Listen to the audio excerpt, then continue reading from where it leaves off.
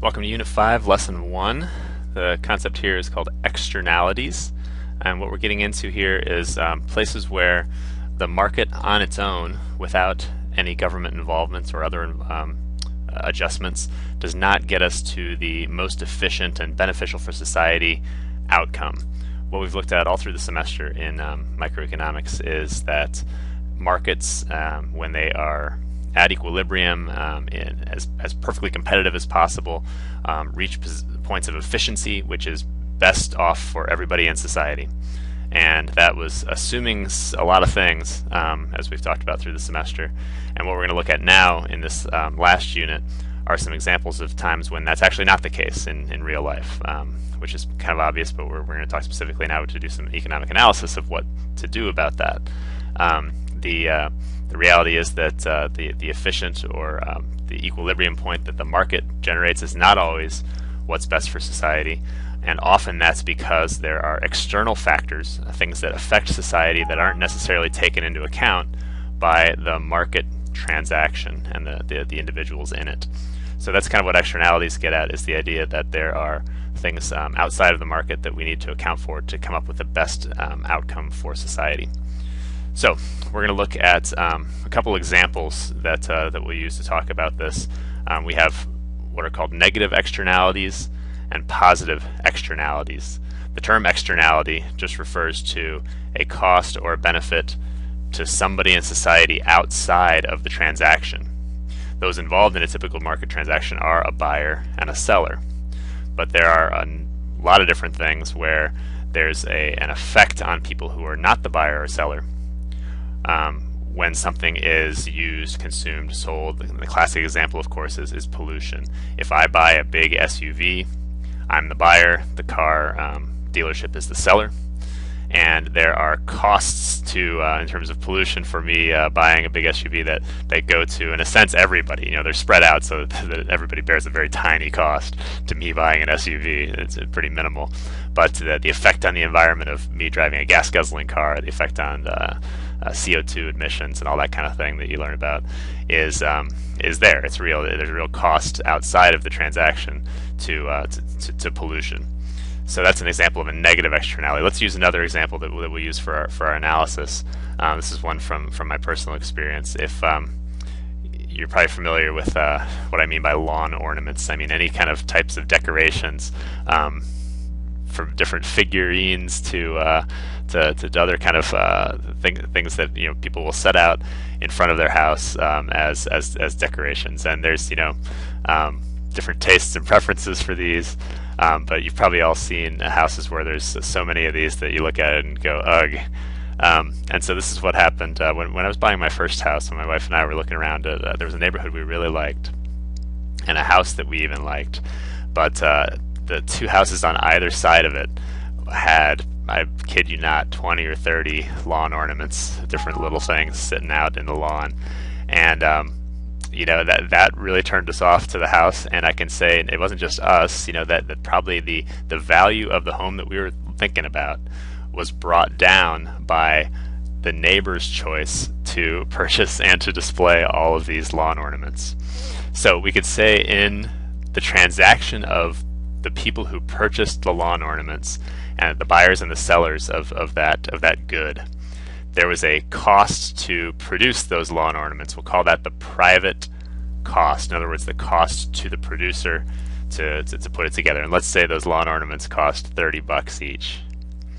That's the cost of production, and that's a private cost of those lawn ornaments. And if it's an efficient marketplace, as we know, the buyer will basically pay the cost of production. So that's the private cost, kind of both to the buyer and the seller.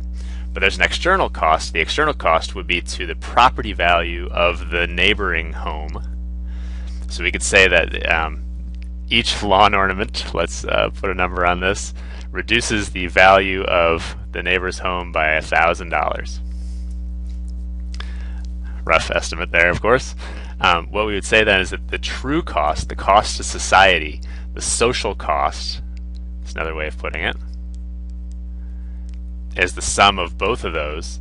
So the social cost is $1,030 to each of those lawn ornaments. And in a sense, we're saying that each of those lawn ornaments maybe should cost, well, it should cost more than $30. Let's say that, because there is an external cost that's being borne. Sometimes this is also called a bystander cost. The home next door is the innocent bystander. They didn't choose to be part of the transaction to buy the lawn ornament, but the lawn ornament is imposing a cost on them, on their property values. So the social cost to the lawn ornament is there.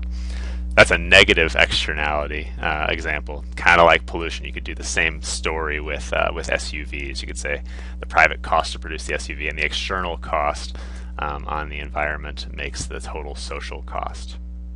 On the other side of the equation, I put in green here a positive externality example. Classic positive externality example is education. So you getting a college education has a benefit to you. You'd say the benefit to the buyer, or the private benefit of you getting a college education.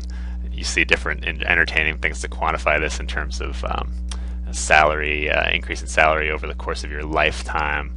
Let's, for simplicity, put it at a number of like $1 million. When you see calculations that's actually more than that, or like the expected increase in earnings over your lifetime of a college education. So there's the benefit. That's a private benefit to the buyer.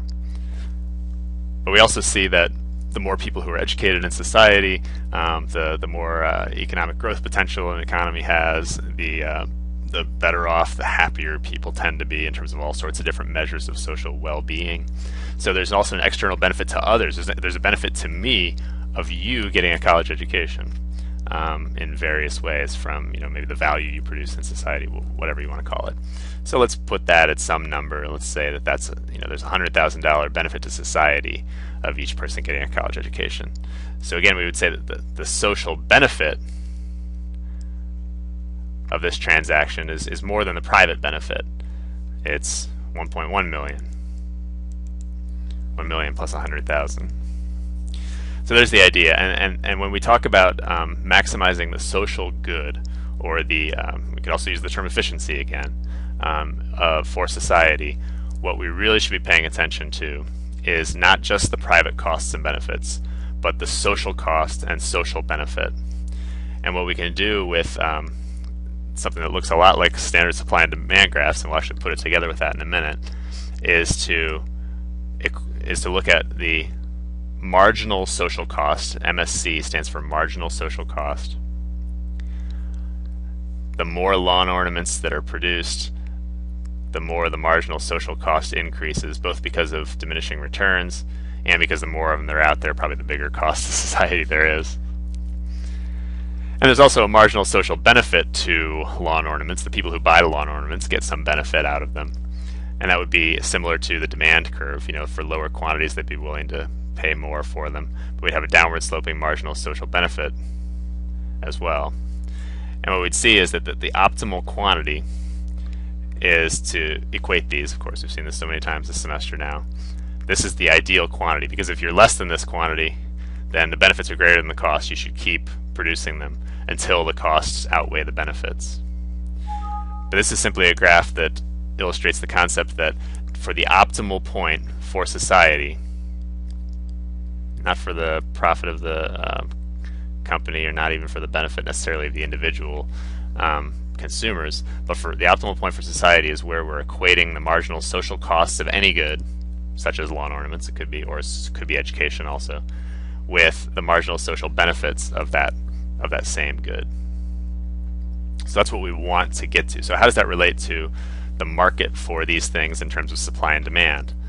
That's what takes us over to our slides here. So take a look at the graph on the left, the graphs on the left, in a negative externality situation. So we use lawn ornaments. Our book uses livestock. It talks about the external costs of farms that impose costs of having to do with pollution, smells, that kind of thing on the neighboring communities.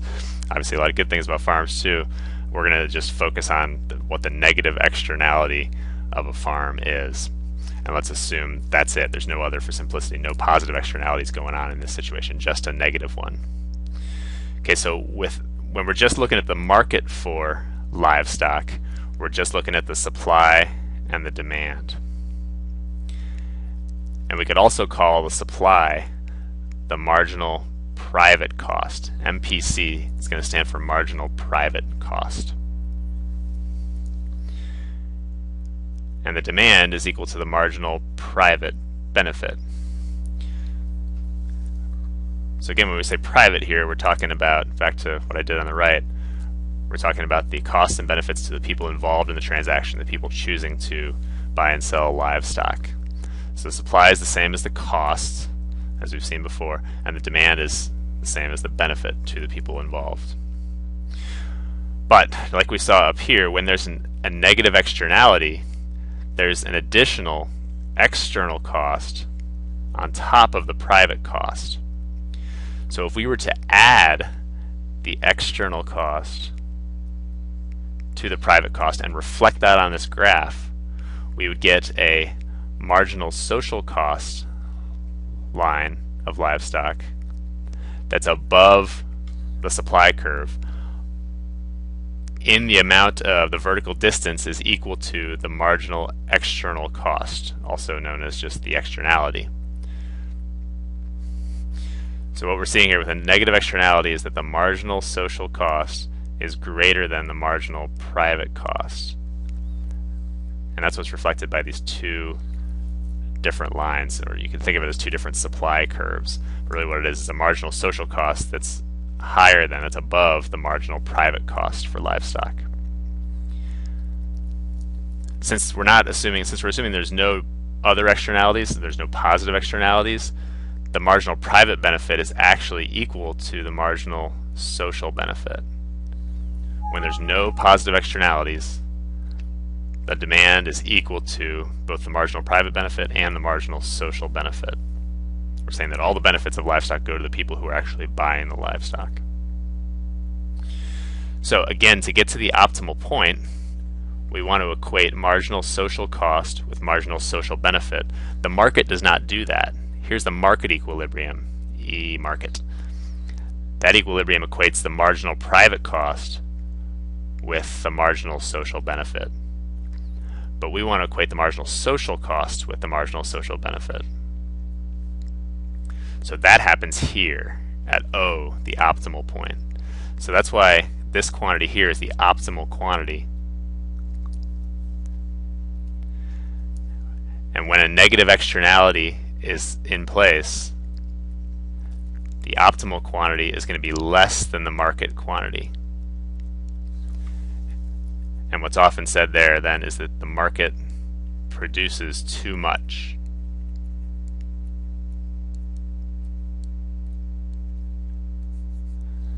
When there's a negative externality, the market produces too much of the good. And for the best situation for society, it should produce less. And it actually should produce at a higher price. Usually we've said lower prices are better for consumers, for society, for efficiency. But in this case, we would also say the market price is too low, because we should be taking into account, to make this market work best for society, we should be raising the price to take into account these externalities. That's why sometimes you'll see governments try to do things to discourage things like pollution by taxing it, raising the price of pollution, raising the price of even gas-guzzling SUVs on purpose to get us closer to what's the optimal quantity. So that's what gets us to then the next part. The classic solution to a negative externality situation like this one is called a Pigouvian tax. Pigou, P-I-G-O-U, is the name of the economist who put together the whole theory of this. So a Pigouvian tax is one that corrects for an externality, that adds a tax onto a good in order to get us to the optimal quantity. So our graph here doesn't show the Pigouvian tax yet. We're gonna add it on there.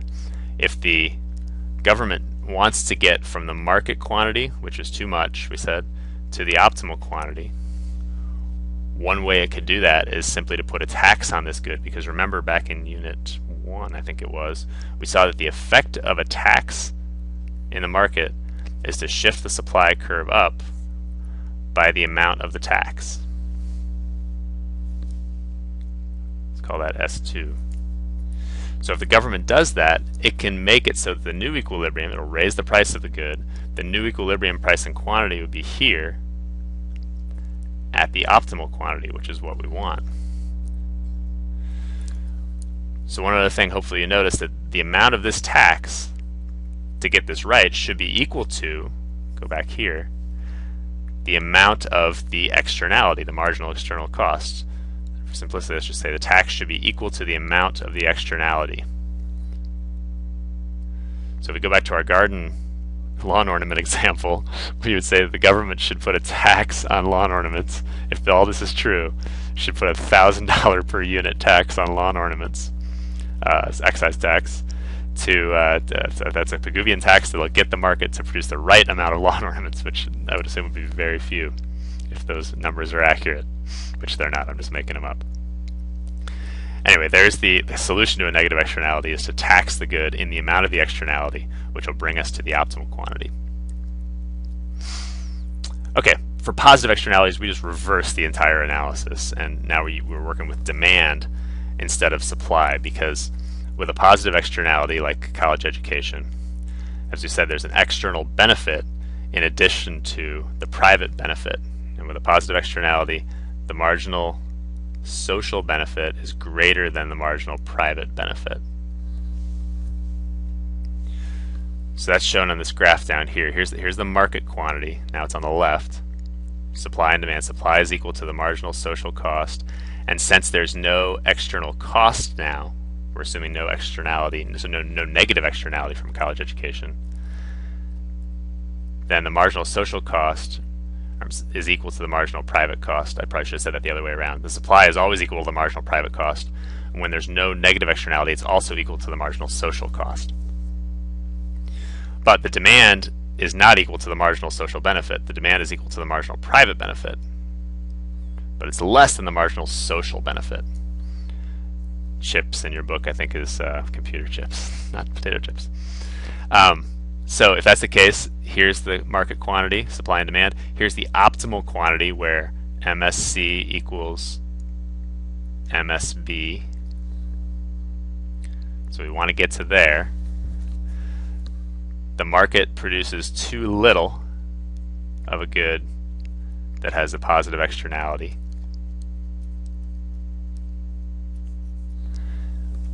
And the solution to this is a Pigouvian subsidy. If we subsidize consumers, typically that's the solution for a positive externality. If we subsidize consumers, that'll shift their demand curve to the right. Again, do the subsidy in the amount of the externality, shift it to the right until we reach the optimal point. So a subsidy increases demand for the good, which will also, it'll increase the price and increase the quantity, as we know from supply and demand.